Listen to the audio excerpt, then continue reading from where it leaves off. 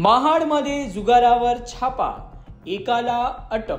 महाड शहरातील सुकडगल्ली परिसरात मच्छी मार्केटजवळ शनिवार दिनांक 29 मार्च 2025 रोजी सकाळी 11:25 पोलिसांनी जुगारावर छापा टाकला.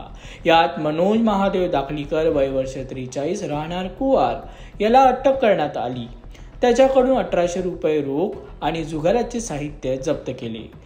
महाराष्ट्र जुगार प्रतिबंधक अधिनियमन 1887च्या कलम 12A अंतर्गत गुन्हा दाखल करण्यात आला असून पुढील तपास पोलीस उपनिरीक्षक संतोष जाधव यांच्या मार्गदर्शनाखाली सुरू आहे. जागृत महाराष्ट्र न्यूज, महाड, रायगड.